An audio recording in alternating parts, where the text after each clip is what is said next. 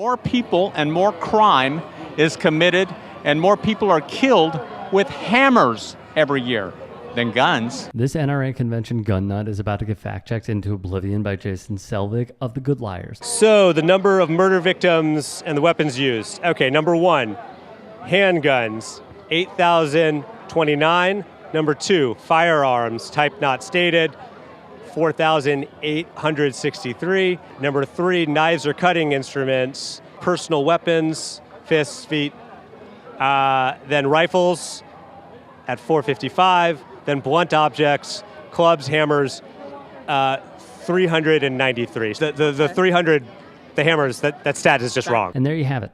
It only took some brief research to prove that this claim was false, though it doesn't take a genius to deduce that a country with more guns than people would have multiple types of firearms leading the list of murder weapons. But as long as disinformation like this continues to spread unchecked, the money keeps flowing out of the NRA's coffers, and the Republican Party continues using gun deregulation as a cornerstone of their policy platform. We will not see the significant reforms our country badly needs. Joe Biden and his thugs will do everything in their power to confiscate your guns and annihilate your God-given right to self-defense. You have a right to self-defense. You've always had that right.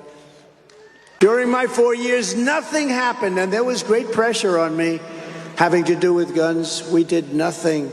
We didn't yield.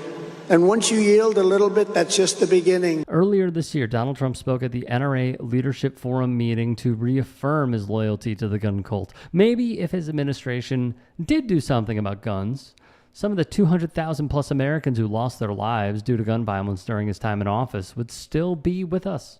But to Trump and conservatives, that is just the cost of doing business and a price they're willing to pay 100% of the time. So you'd like the teachers to carry weapons? Yeah, everybody should be allowed to carry a weapon, except maybe on an airplane. It is peculiar that this man draws the line at airplanes instead of schools, or even better, both places.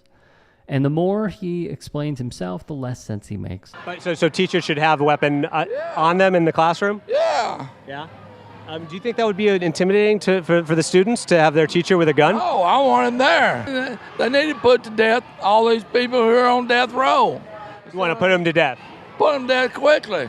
You want to kill all those people? Yeah, kill them. Yeah, that it is. They ought to have public execution where everybody sees it.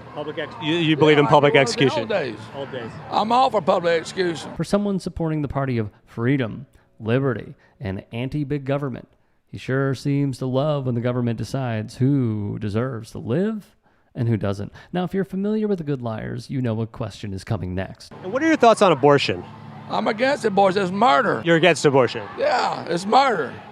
You want to bring back public executions? Yeah. I just wanted to make sure I got the info there. Okay. All right. Public execution, everybody can see it.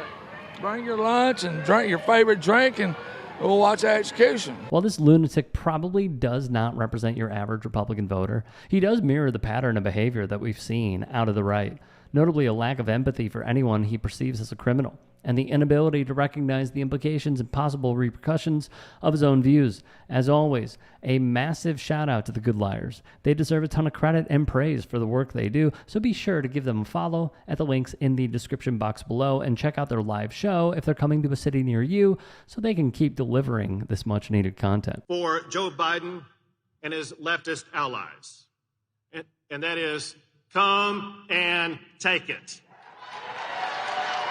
Texas Governor Greg Abbott is one of the best examples of Republican politicians lacking empathy. From his using migrants and immigrants as political props to his disastrous response to the Robb Elementary School shooting in Uvalde, it's clear Abbott cares more about keeping his position of power than improving the lives of his constituents. If the Biden regime gets 4 more years, they are coming for your guns, 100% certain. Crooked Joe has a 40-year record of trying to rip firearms out of the hands of law-abiding citizens. He's always wanted to do that. In the White House, the radical gun grabbers will run straight into a very, very powerful brick wall. Their dreams of taking away your God-given rights will die when the polls close on November 5th, 2024. Those dreams that they have will be dead. This is exactly the type of rhetoric that fuels the fear and feeds into the paranoia Republican voters already have, which in turn incentivizes them to buy more guns that prop up the gun lobby even more than it is already today. And the cycle of violence, well, it continues. It's needs to be protected, the Second Amendment, as far as, what would be the means to protect us for, the type of stuff that comes against us. But it's to take away one particular weapon based on what we're seeing isn't just justified. It's not justified. No, I don't think so. I think it's because it's not the weapon, it's not the gun that's causing the crimes. It's the mental, mental dysfunction that we're having. With there's just so much going on in our country where we don't have enough support for mental illness. There was a period, though, for 10 years where the United States essentially banned AK-47s, and the number of mass shootings went down. Yeah, again, those are all, things that, has happened over time. But again, it's like the mental illness is the real fight we're fighting right now. We need support for all the people in the world. We've had so many suicides of people, young children, adults, actors, musicians that have committed suicide through mental illness, and that's really the battle we're fighting right now. So whose responsibility is it to try to help people with mental illness? Is it a community? Is it a state? Should the federal government be doing more? It's everyone. It's the families themselves that, their family members. It's the towns, the governments, the Congress and whatnot. Yeah. I don't believe guns are dangerous at all as long as you have the proper training. I'm a Second Amendment supporter from the beginning as well. We hunt, fish, camp my whole life.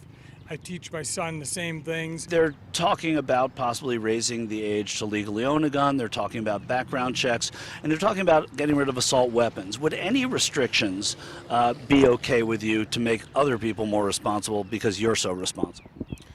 Well, number one, when it comes to an assault weapon, I guess I don't even know what that is. I have an AR. I don't consider that an assault weapon. We can take it out and shoot prairie dogs with it. We can shoot deer with it. We can protect ourselves at home with it. There was what was called an assault weapons ban. I didn't name it, so don't come after me. Assault weapons ban in 1994. It actually worked for 10 years, and there was a sinking, a dip in the number of assault weapon deaths and gun deaths. That's what I'm asking about. Yep. I don't think there should be a ban. Actually, the assault weapon isn't intended for hunting, I guess, if you want to call it an assault weapon. It's for home invaders. It's to protect yourself. I mean, everybody keeps saying you don't need an assault weapon to hunt or to shoot. It's fun to use them and do that with them, but that's not what they're intended for. They're intended for me to protect myself, my family. That's what they're for.